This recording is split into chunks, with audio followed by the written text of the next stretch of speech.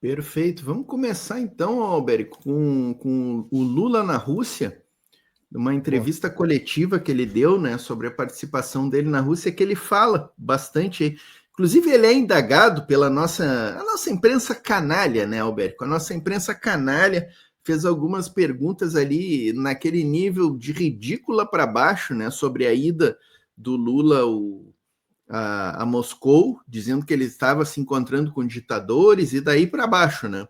E o Lula se saiu muito bem nas respostas, né? uhum. Vamos botar um trecho aqui, ó, que ele fala que ele introduz ali o que ele foi fazer na Rússia, né? E fala também sobre esse importante marco aí dos 80 anos do dia da vitória. Vou te falar. Olha, primeiro é sempre prazeroso quando a gente termina a viagem num país, a gente poder conversar com a imprensa brasileira para discutir alguns interesses que são interesses brasileiros e interesses geopolíticos. A primeira coisa é que eu recebi aqui ontem uma notícia que me deixou extremamente feliz, que foi os dados do IBGE sobre o crescimento da renda e a queda da desigualdade. Eu venho dizendo para vocês no Brasil de que nós plantamos muitas coisas nos 2 primeiros anos de mandato, depois do processo de reconstrução, e que 2005 seria o ano em que a gente iria começar a colher tudo aquilo que foi plantado. E essa primeira pesquisa do IBGE mostra que nós estávamos no caminho certo, na medida de combater a fome, combater a pobreza, a desigualdade e aumentar o nível de renda do povo brasileiro. Todos os indicadores são extremamente positivos do ponto de vista da escalada de conquistas sociais no Brasil. Isso é muito bom, porque vocês sabem que eu sonho que um dia o Brasil será um país com um padrão de classe média, sabe, para todo o povo brasileiro. É esse sonho que eu carrego quando eu penso em fazer política de distribuição de renda. A segunda coisa que você deve estar inquieto para perguntar é a questão da Previdência Social. Graças a Deus, a CGU e a nossa Polícia Federal, num processo de investigação com muita inteligência, sem nenhum alarde, conseguiram desmontar uma quadrilha que estava montada desde 2019 nesse país. Tem entidades sérias no meio que certamente não cometeram nenhum crime, e tem entidades que foram criadas para cometer crime. Esse é um assunto que eu evito comentar, porque é um assunto que está na mão da Polícia Federal, está na mão da Advocacia Geral da União, está na mão da Controladoria Geral da República e está na mão da Justiça. O que eu posso dizer para vocês escreverem para o povo brasileiro é que as vítimas não serão prejudicadas. Quem vai ser prejudicado são aqueles que um dia ousaram explorar o aposentado e o pensionista brasileiro, criando entidades e fazendo promessas, sabe, possivelmente nunca cumpridas para esse povo. A terceira coisa importante é que a minha viagem à Rússia, ela se deve a 3 fatos importantes. Primeiro, porque a Rússia é um bom parceiro comercial. O Mauro só esqueceu de dizer que nós temos uma relação comercial deficitária aqui na Rússia, porque de 30% de todo o óleo diesel que nós exploramos, 70% dos 30% é importado aqui da Rússia. Portanto, nós temos um déficit comercial. Nesse fluxo de praticamente 12 bilhões, nós temos quase 11 bilhões de déficit comercial. E a minha vinda aqui é para discutir comércio, para tentar equilibrar, porque nós trabalhamos com a ideia de que uma boa política comercial é uma via de 2 mãos. A gente compra, a gente vende, mais ou menos na mesma proporção, para que ninguém seja prejudicado. Isso nós discutimos com o presidente Putin. Nós queremos incrementar essa discussão econômica com a Rússia. A Rússia é um parceiro importante para nós na questão de óleo, na questão de gás e na questão de pequenos reatores nucleares, que é uma coisa, novidade extraordinária, para que a gente possa ter energia garantida para todo sempre. Ou seja, nós sabemos da volatilidade da energia nuclear e solar, nem sempre elas produzem a mesma quantidade, e nós precisamos ter, num país que quer ser, sabe, a sétima, a sexta, a quinta economia do mundo, nós precisamos ter muita energia e muita garantia de que nunca vai faltar energia, nunca vai acontecer o que aconteceu na Espanha, o que aconteceu em Portugal. Né? E, além do mais, porque o Brasil tem o sistema energético brasileiro, ele é integrado. Possivelmente seja um dos poucos do mundo que a gente vem. Agora só falta a gente interligar Roraima e o Brasil será um país totalmente integrado. Se precisar levar energia do Iapoque ao Chuí, a gente leva com muita facilidade, coisa que não aconteceu no Brasil quando teve o apagão em 2001, porque a gente tinha excesso de energia no sul e estava faltando energia na outra parte e não tinha linha de transmissão. Então, nós queremos fazer acordo, queremos aprofundar esse acordo, essa discussão com a Rússia. O ministro Alexandre Silveira veio antes, conversou com os ministros, já veio mais uma vez. Nós convidamos eles para ir ao Brasil para conhecer, a empresa dele já esteve no Brasil, e também nós temos a ideia de aumentar a nossa pesquisa e exploração dos minerais críticos, porque só se fala nisso agora, e nós achamos que o Brasil não pode jogar fora nenhuma oportunidade. A oportunidade da transição energética, a oportunidade dessa transição climática, a oportunidade desses minérios críticos, minerais críticos, que todo mundo tanto fala, e que o Brasil tem muito, porque apenas 30% do nosso território já foi pesquisado, ainda falta muita coisa para pesquisar, e nós queremos construir parceria com todos os países do mundo que têm expertise, para que a gente possa tirar proveito para que o Brasil se transforme numa grande economia. E uma outra coisa importante é a questão da Segunda Guerra Mundial. Ou seja, esse é um país que, de todos que participaram com os aliados, foi o que mais perdeu gente. Esse país perdeu praticamente 26 milhões de pessoas.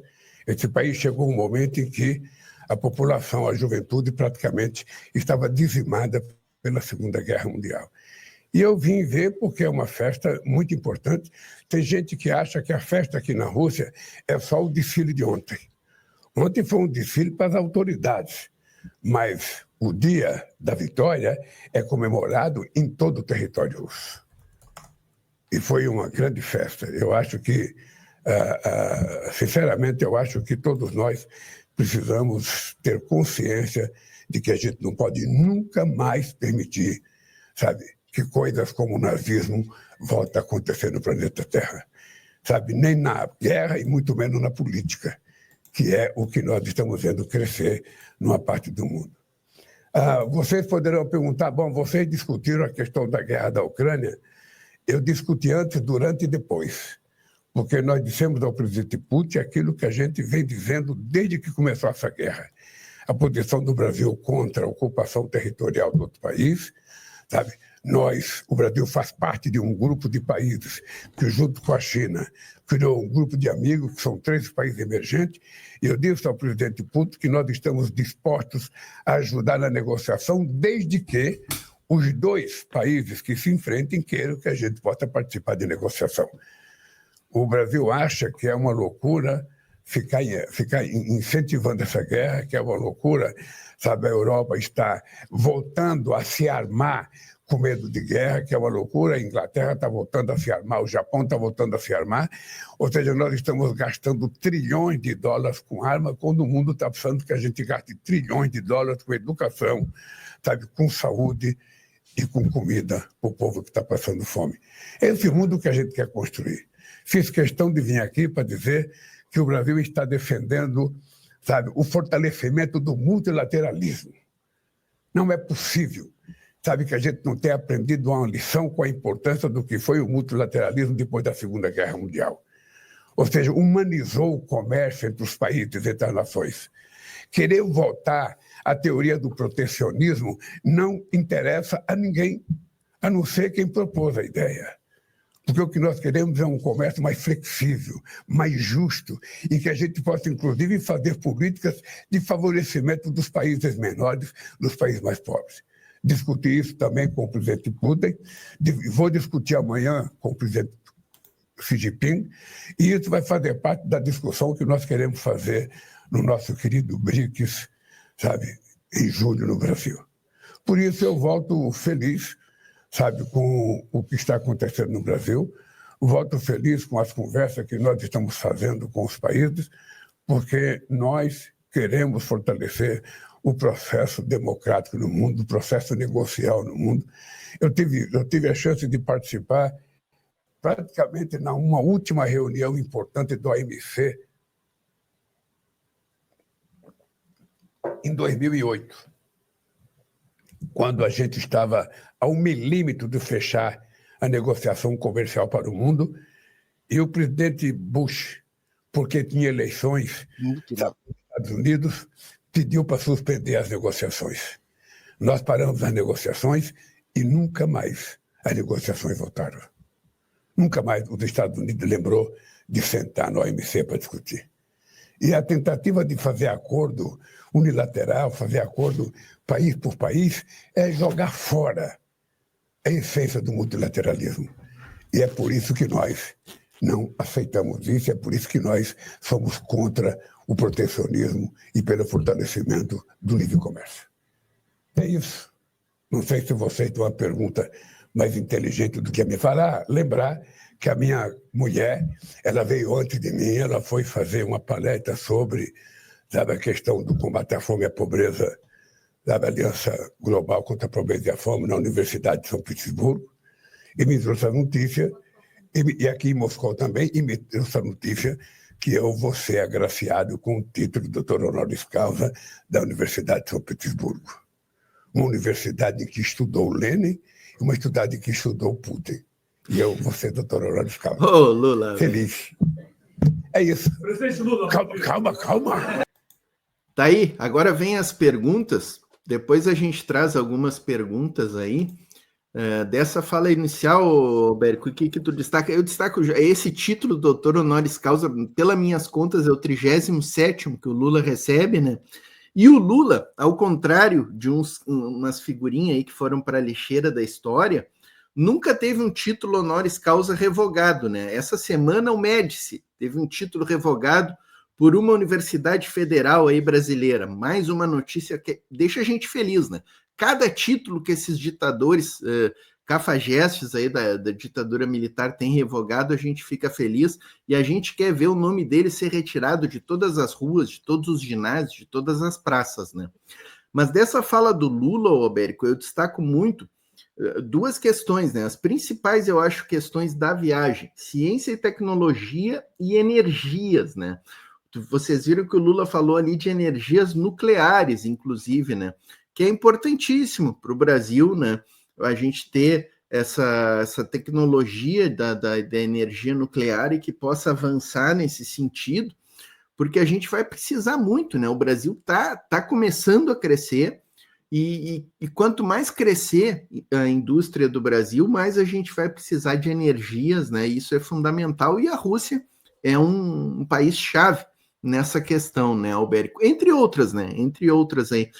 Albérico, tu faz os registros aí e eu vou preparar a fala do Putin em português no encontro com o Lula ali, para a gente ter uma ideia do que foi. E, aliás, essa que você vai preparar, ela é muito importante. Mas eu estou olhando aqui para o chat e o Martial Machado, ele está fazendo aqui algumas críticas, eu vou tentar responder de forma bem educada, né? Como ele também está sendo educado aqui no chat. Primeiro, o seguinte,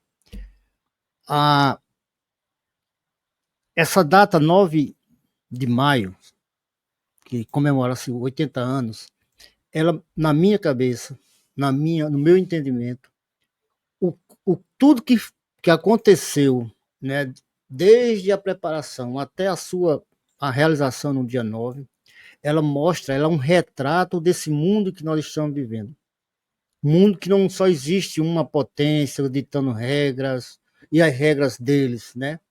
Ou seja, você passa a ter uma disputa, né, de países de fato que começam digamos assim, a jogar seu jogo de forma soberana. Se a gente não entender isso, nós não vamos entender nada. Assim penso eu. Então, o fato do Lula ter ido à Rússia para o dia 9 demonstra claramente, sem subterfúgio, de que lado Lula está.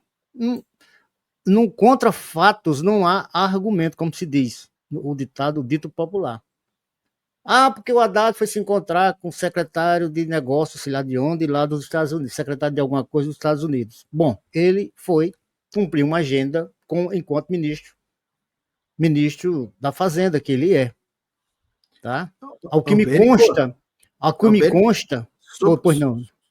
Sobre essa questão do Haddad ter ido para os Estados Unidos enquanto o Lula foi para a Rússia e China, semana passada acho que a gente tratou disso aqui, né? E eu comecei dizendo que isso foi uma jogada de xadrez de mestre do Lula, claro, né? E do governo Lula, porque foi um para um lado e o outro para o outro. Os acordos mais significativos, eles foram tratados, foram acordados, foram assinados por Lula, tanto com a Rússia como com a China. Inclusive, diz que esse acordo, eu não li ainda, os termos do acordo com a China, tá? Ele envolve aí um pacote muito, né, muito significativo. Então, eu não tergiverso. Esse é o mundo que nós estamos vivendo e o mundo onde as pessoas precisam, o seu chefe de Estado, seus presidentes, primeiro-ministro, etc., eles precisam se posicionarem, estão se posicionando.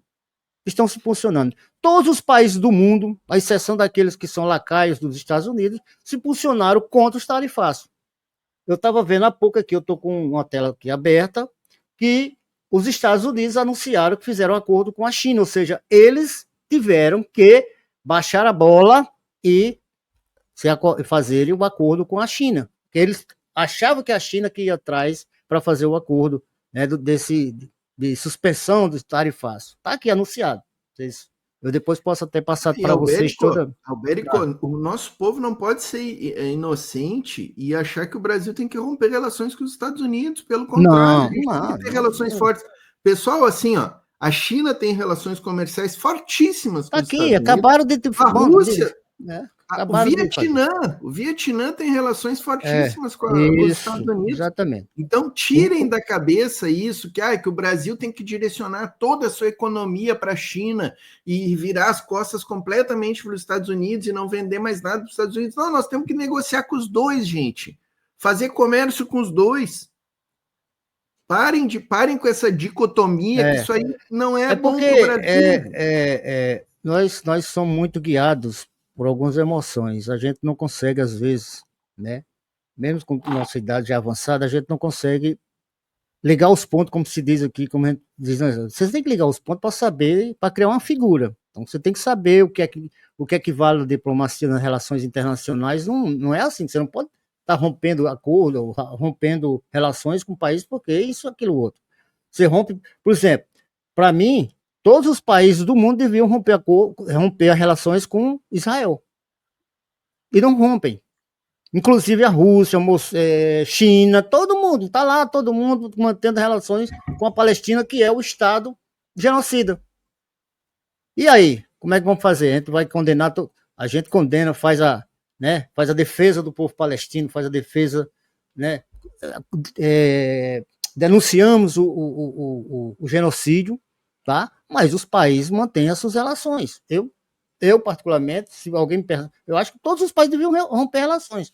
Os países civilizados, os países soberanos, os países, né, que pensam um mundo de fato de paz, um mundo de segurança, um mundo compartilhado, como pensa o Xi, aliás. Então essa questão, para mim, ela está bem pacificada. Então, voltando à questão, mostrou uma mídia, aí desnudou essa mídia que nós temos, uma mídia totalmente venal, e me preocupou, porque quando você ataca uma ida de Lula para se comemorar, né, para marcar a passagem da grande vitória do Exército Vermelho contra a besta fera do nazifascismo, e você se colocar contra essa ida, então porque, no fundo, eles são uma mídia nazista, fascista, que apoia o fascismo, não tem outra palavra para dizer. O que fizeram os países que fizeram, negando o espaço aéreo para as autoridades passarem, né, os voos, os aviões, que é uma atitude fascista. É uma atitude fascista. A autoridade da União Europeia não é forçando, é condenando e colocando a perspectiva de fazer algum tipo de... Como é que chama, rapaz? Agora me deu um branco aqui. De sanções contra esses países, porque foram, né? Quer dizer, é o que é isso? Fascismo. É o apoio ao fascismo. Isso não tem outra palavra, gente. Não tem outra palavra. Então, que as pessoas fiquem bem claras, fiquem bem cientes de que quando se faz isso, quando você tem um evento para comemorar uma vitória importante, uma vitória contra o fascismo, contra o nazismo, tá certo? Onde o seu país perdeu 27 milhões de pessoas, como o próprio Lula, até o Lula erra, porque não são 26 milhões, são 27 milhões. E a China, essa semana eu já sabia dessa mas o Elias Jabbour, não sei se você está com essa entrevista aí, um pedaço dela que ele fala do BRICS, mas na entrevista que ele deu 247, ele lembrou que a China perdeu 30 milhões. Então, China e Rússia, a China, em virtude da guerra, que a guerra, como era mundial, a China estava na guerra particularmente com o Japão, né? E nessa guerra, a China perdeu 30 milhões de pessoas. Fora os sequelados, fora aqueles que ficaram doentes, enfim, os que ficaram inválidos. Então, o ser humano que não consegue entender isso, não consegue enxergar isso, e condena uma ida de uma pessoa como Lula, só para concluir, Portinho, e faz isso, não só aqui no Brasil, como no mundo afora, a Ursula von der Leyen, esses presidentes de países, primeiro-ministro de países lá do Báltico, sei lá de qual região, que negaram o espaço aéreo, são admiradores, são financiadores, eu diria até, tá certo? Do fascismo. Vou ficar por aqui para não estender muito o programa. Não, eu ia reforçar com o seguinte, Roberto.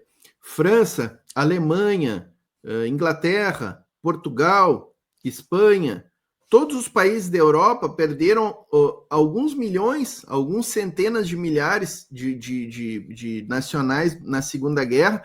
E o Brasil, gente, só isso aqui que eu vou dizer justificaria a ida do Lula para esse evento. O Brasil mandou um grande contingente para lutar na Itália contra o fascismo italiano e perdeu.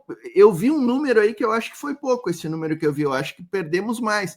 2 mil soldados da nossa FEB morreram em combate. Então o Brasil, pelos heróis brasileiros, o Lula tinha que ter ido à Europa.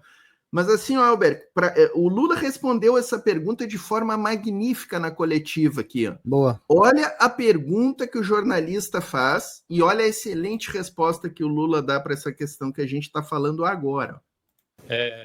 O senhor falou várias vezes da importância do evento, 80 anos, da lembrança da guerra. Mas para muitos países europeus, e não só para a imprensa europeia, isso aqui foi uma peça de propaganda política do Vladimir Putin.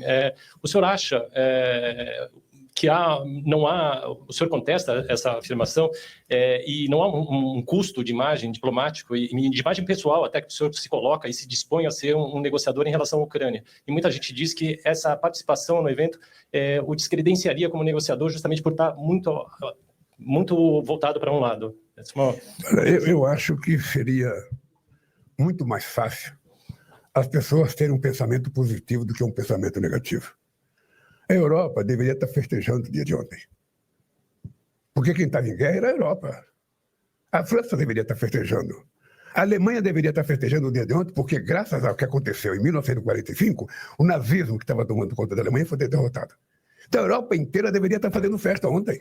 O dia da vitória contra o nazismo.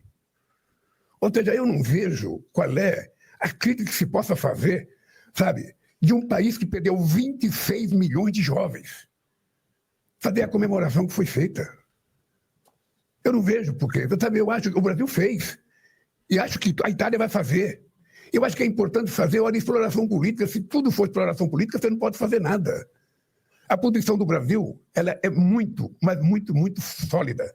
Ou seja, independente de eu ter vindo aqui, independente de eu ir à China, independente de eu ir à Argentina, independente de eu ir a qualquer país, a nossa posição continua a mesma com aquilo que a gente pensa sobre a guerra da Ucrânia. Nós queremos paz. E discutimos ontem com o presidente Putin que nós queremos paz. E que é importante a paz. É importante a paz para a Rússia, é importante para a Ucrânia, é importante para os Estados Unidos, é importante para a União Europeia, que não vai gastar dinheiro em arma. Eu estou reivindicando desde que eu fui presidente em 2003. Vamos gastar dinheiro para combater a fome. São 733 milhões de pessoas que não têm o que comer todo dia. Entretanto, todos os países vão voltar a gastar dinheiro. Eu não sei se é verdade, mas eu vi na imprensa que a Europa vai gastar 800 bilhões de dólares se armando, quando deveria estar gastando metade disso para a gente dar comida para quem está com fome. Então, eu penso que as pessoas precisam pensar de forma positiva, as pessoas precisam ser menos egoístas do ponto de vista do seu pensamento. Olha, então, se o Brasil fizer uma festa no Brasil sobre qualquer coisa, está explorando politicamente. Se eu for num baile de carnaval, está sendo explorado politicamente. É pequenez pensar assim, sinceramente, é pequenez pensar assim. Presidente. Bota pequenez nisso. E, Albérico, olha só, eu vou continuar aqui rapidamente, porque agora vem um jornalista da Rede Globo e a resposta do Lula foi claríssima, né, Albérico? Olha a pergunta que o jornalista da Rede Globo faz para ele agora. Dá uma olhada. Presidente Vladimir Neto, da TV Globo. Primeiro, eu queria lhe perguntar como é que o senhor vê a ausência de outros líderes de democracias ocidentais no desfile da vitória de ontem. E também como é que o senhor responde às críticas que a visita à Rússia demonstra parcialidade em relação ao conflito com a Ucrânia. O cara acabou de responder. Incrível. Eu, sinceramente, quero dizer para vocês que o discurso do Brasil vai continuar exatamente o mesmo. Nós trabalhamos, queremos e torcemos para que essa guerra acabe. E essa guerra só pode acabar se os dois quiserem. Se um só quiser, não vai acabar. Sabe? Então, eu vou continuar trabalhando. O grupo de amigos do documento que China e Brasil assinaram continua intacto. Sabe? Se eu discutir com o Putin a questão da paz, eu vou discutir com o Xi Jinping a questão da paz, eu vou discutir com a França a questão da paz. Porque a única coisa que interessa nesse momento é discutir a volta à normalidade no mundo. Não é só aqui, é em faixa de Gaza também. Não é faixa de Gaza. Aqui 2 estados estão em guerra. Na faixa de Gaza é um genocídio de um exército muito bem preparado contra mulheres e crianças, a pretexto de matar terroristas. Sabe? Já houve caso de explodir hospital e não ter um terrorista, só tinha mulher e criança. Então, sabe, é por isso que o Brasil continua defendendo o fortalecimento da ONU e a renovação do Conselho de Segurança da ONU com a entrada de novos países. É por isso que o Brasil quer participar como membro permanente. É por isso que o Brasil acha que a Índia tem que estar presente, a Alemanha tem que estar presente, o Japão tem que estar presente, sabe, vários países africanos têm que estar presentes, outros países latino-americanos têm que estar presentes, para que a gente possa dar força à existência da ONU, que em 1948 teve força para criar o Estado de Israel e que não tem agora força sequer para manter paz no terreno, sabe, em que estão morando os palestinos. Esse é o dado concreto. Esse é o comportamento do Brasil. A minha vinda aqui não muda 1 milímetro o que a gente pensa sobre a paz e o que nós queremos sobre a paz. Vamos continuar, sabe, querendo a paz. E vamos continuar conversando com todas as pessoas que queiram conversar. Irretocável, né, Albérico? Quem sou eu para... Lula respondeu. Lula respondeu da forma que ele sabe responder e que ele, como ele pensa. O que eu disse continua valendo, né? Quem foi contra, quem não participou, ou quem pôs algum empecilho nessa, digamos, nessa comemoração, está ao lado do fascismo. Na minha opinião, está ao lado do fascismo, ponto. E eu queria, uma coisa legal que eu achei interessante também, Portinho, que eu queria levantar, é que os 3 dos países dos BRICS que estavam presentes, né, os países que estavam lá na comemoração, você via que a amizade Rússia e China, ela está cada vez mais consolidada, né? Muito. É uma coisa inabalável, como se diz. Inclusive o Xi parece que é o presidente, né? Falando de forma muito assim exagerada, né? Mas você vê como é que é a relação deles, né? E a entrevista que você estava preparando foi muito importante, a bilateral, na verdade, de Lula com o Putin. Eu assisti, ela estava em português, um canal desse aí colocou em português, eu fui assistir e achei muito importante. Por quê? Porque você está firmando acordos com países que estão dentro do BRICS, né? Dentro do BRICS. E alguém aqui, muito sabiamente, aqui no chat e outros comentários que eu vi, houve também a passagem do Ibrahim Traoré, né, o nosso querido presidente da Burkina Faso, também teve uma performance muito importante, né, muito ativa, digamos assim, nessa comemoração. Inclusive, ele acho que ainda está por lá. Se ele não viajou hoje de volta, ou ontem, mas ele teve reuniões não só com o Putin, né, portas fechadas, uma bilateral, mas também com vários ministros, né, do governo do Putin, e também com alguns países dos países que estavam presentes. E ele está fazendo um lobby muito forte, pelo que eu estou entendendo, pelo que eu estou ouvindo, pelo que eu estou lendo, né, que o Burkina Faso, né, que é a antiga Alta da Volta, alguém até me lembrou disso, né, ele está fazendo um lobby para entrar no BRICS. Assim como a Tailândia está se apoiando na Rússia, né, principalmente em conversas com Lavrov, para se tornar um membro pleno do BRICS. Então, tudo isso foi se aproveitado, né, nesse encontro, nessa comemoração do 9 de maio, que é o grande dia da libertação da humanidade do fascismo, da besta fera do fascismo. Para mim, teve esse componente ainda que, digamos assim, elevou o status, né, dessa comemoração. Mas vamos aí à entrevista. Perfeito. Vamos ver o que o Putin falou ali diante do Lula e da comitiva brasileira. 660 agora ao vivo, Albérico. Sensacional. Vamos pedir para a galera que está aí conosco. 680, ó, já deu uma subida. Deixem a curtida, compartilhem o link. Quem puder, se inscreva no canal. E quem puder, se torne membro aí, R$ 1,99 por mês. Inscrevam-se na Voz Trabalhadora, no M65, no canal da Geopolítica e no Mídia Livre. Estamos numa rede fortíssima hoje. Presidente, queridos amigos, estou sinceramente feliz com o nosso encontro, senhor presidente. Realmente, faz muito tempo que não nos vemos. Você planejou vir a Moscou várias vezes, mas não conseguiu devido ao trabalho. E eu, sinceramente, o saúdo na Rússia. Bem-vindo. Lembro-me, com carinho, das nossas conversas anteriores, tanto na Rússia quanto no Brasil. Elas sempre ocorreram em um ambiente muito amigável e profissional. Em grande parte, graças aos contatos pessoais nos anos anteriores, conseguimos fazer um ótimo trabalho para fortalecer as relações entre nossos países. Da última vez que você veio à Rússia, como eu já disse, foi há muito tempo, já faz 15 anos. Naquela ocasião, em 2010, sua visita também ocorreu em maio e foi feita uma declaração conjunta dedicada ao 65º aniversário do fim da Segunda Guerra Mundial. O Dia da Vitória sempre terá um significado especial para nossos povos que lutaram contra o fascismo. Todos nós sabemos bem de fato que o Brasil também se juntou à coalizão anti-Hitler, participou, suas unidades participaram de ações de combate na Itália e também cuidaram da segurança das comunicações no sul do Atlântico, contribuindo assim para a vitória comum sobre o inimigo. Sei que no Brasil... Se o Putin sabe disso tudo lá na Rússia, ó, a imprensa brasileira tem a obrigação de saber também, né? Brasil, assim como aqui na Rússia, a memória desses eventos é honrada, prestando homenagem ao feito dos vencedores. Hoje, quero destacar, nossas relações estão se desenvolvendo de forma constante e os contatos em alto nível são mantidos regularmente.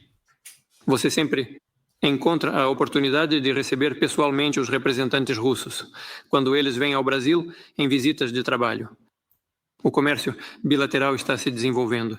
Quero destacar que o Brasil representa uma parte significativa do nosso comércio com os países da América Latina e do Caribe. A Rússia é o maior exportador de produtos petrolíferos e fertilizantes minerais para o mercado. Eu vou te mostrar em um minuto por que investir em ações pode destruir a sua rentabilidade. No meio do programa, não. Brasileiro. E o Brasil mantém uma posição de liderança nas importações russas de produtos alimentícios. Colaboramos de perto no cenário internacional. Ainda vamos falar sobre isso hoje. Essas são plataformas como a ONU, BRICS e o Grupo dos 20. E estou muito feliz pela oportunidade de discutir com você, estimado senhor presidente, hoje essas e muitas outras questões que, sem dúvida, são de interesse mútuo. Obrigado.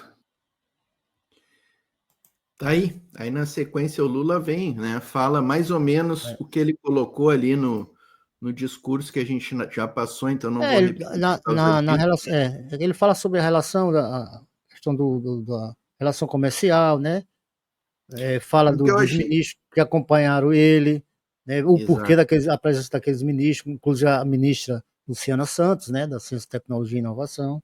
Ele leva o empresário, que é o maior exportador de carne para a Rússia, né? E ele dá a palavra a esse empresário para que ele faça uma discussão, né, com as autoridades lá para discutir sobre isso. Eu achei interessante, Alberto, eu achei interessante, eu te passo, é que nesses encontros bilaterais, quando se abre essa cena curtinha ali de 10 minutinhos ali para a imprensa estar presente, ouvir esse discurso inicial, geralmente eles não falam nem 1% do que realmente é debatido, né? Mas eles deixam algumas mensagens cifradas ali que a gente né, tu tem que pescar assim assistindo. Quando tu vai assistindo, eu já assisti 3 ou 4 vezes essa fala aí, e lá pela terceira vez eu pesquei ali da fala do Putin, que ele chega a dar um sorrisinho quando ele fala da questão dos BRICS, da Ucrânia e da ONU. E ele diz que nós vamos debater mais aprofundadamente esses temas. E ele chega a dar um sorrisinho, dizendo assim, né? Não vamos falar aqui em público sobre essas questões, né? Então, é claro que, e aqui vem o foco do nosso programa, né? A gente precisa lembrar que é a primeira vez que Lula e Putin estão cara a cara, né? E é claro que o BRICS deve ter sido talvez o grande tema dessa agenda entre os dois a portas fechadas aí, né? Para azeitar bem essa máquina dos BRICS, para chegar no consenso, que a gente fala tantas vezes aqui, que no BRICS tudo é consenso, né? Então, eu acho que essa reunião foi, assim, muito importante. Essa viagem foi fundamental. Essa viagem vai abrir portas para o Brasil. Com certeza.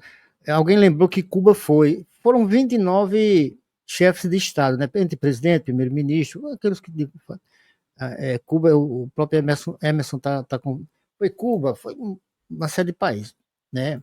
Os países, principalmente os países que são do BRICS, né? E alguém perguntou mais atrás, melhor dizendo aqui no chat, sobre a questão da Índia e o Paquistão, porque a Índia faz parte do BRICS, é membro fundador do BRICS, né? E o que é que acontece? Ele tá uma guerra lá com o Paquistão, mas já foi anunciado um cessar-fogo, estava vendo há pouco aqui, por isso que aqui é minha cabeça, eu boto de lado aqui, porque eu estou com a segunda tela, como eu disse, e aqui fica bem grande aqui, eu estou nos canais aqui do Telegram, olhando aqui o que é que tem de novidade em relação a isso, tá? O que tem aqui em relação a Índia e Paquistão, se eu não estou lendo errado, é que eles chegaram a um acordo de cessar-fogo.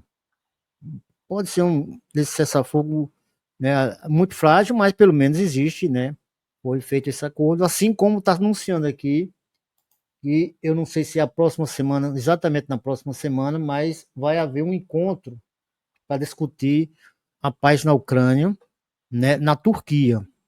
Pelo menos as delegações Rússia e Ucrânia, espera-se que haja um encontro, assim o Zelensky está pedindo, né, está anunciando aqui que vai se encontrar com o Putin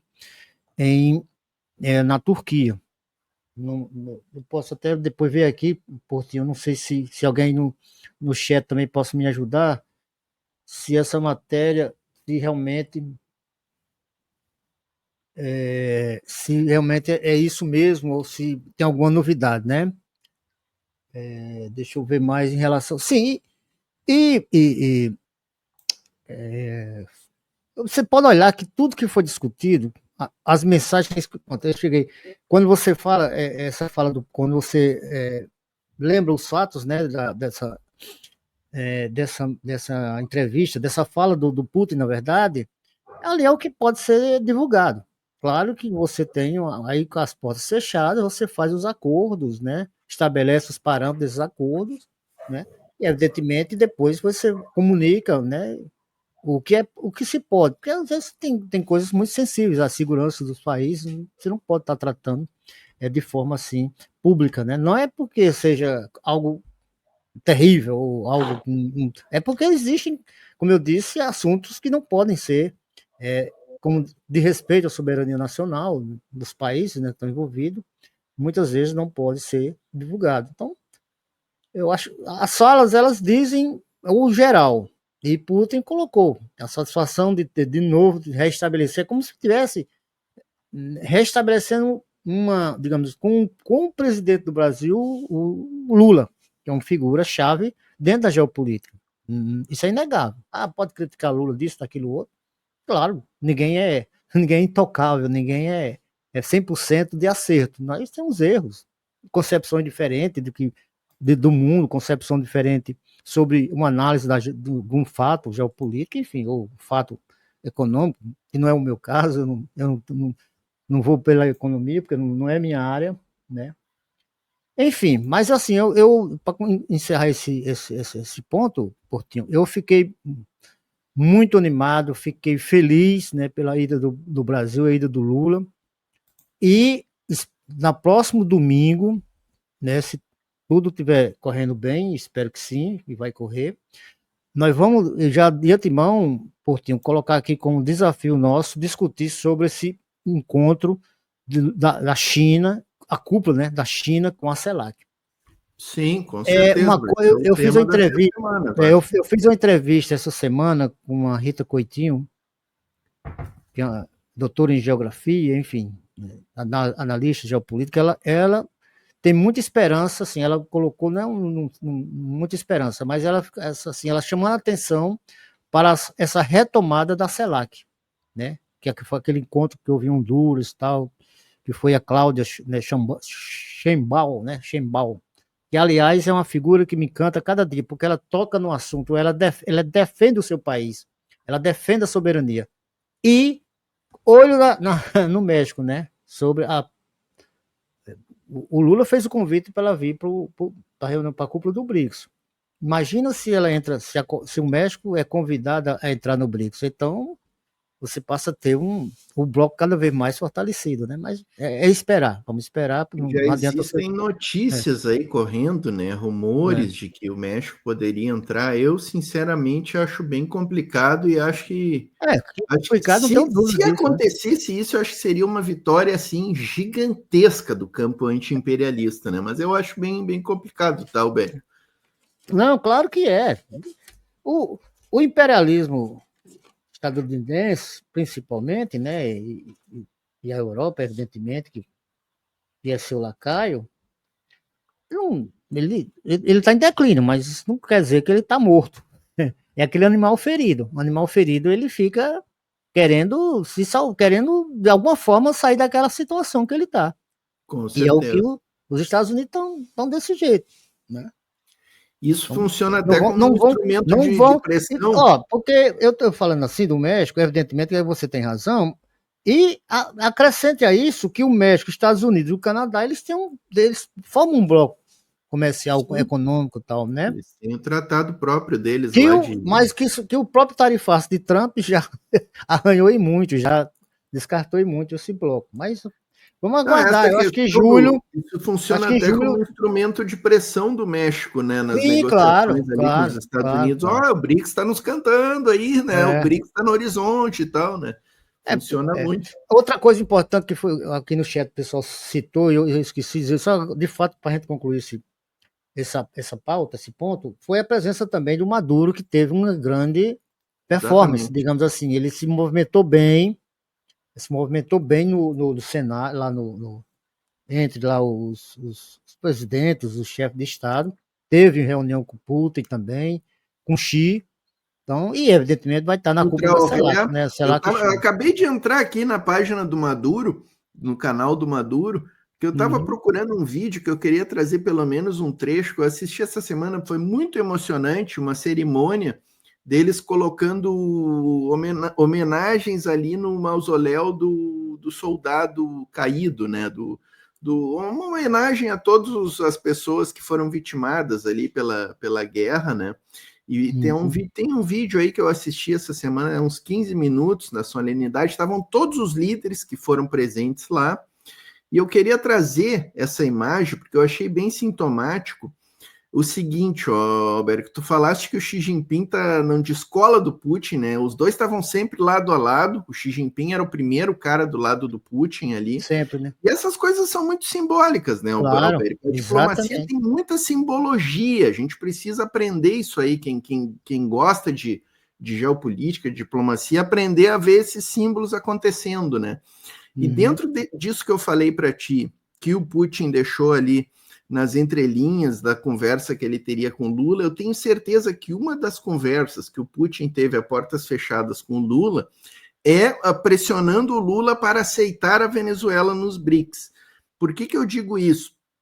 O Maduro, nessa cerimônia, que estavam todos os líderes presentes, tu via que na primeira fila estava o Putin, o Xi Jinping, o Lukashenko da Bielorrússia, que é unha e carne com o Putin, que é se não me falha a memória, o primeiro-ministro lá, o presidente do Vietnã, estava na primeira fila, e o Maduro era um dos caras da primeira fila. O Maduro era o ponta esquerda da primeira fila, tá? Isso. E o Lula estava na segunda fila.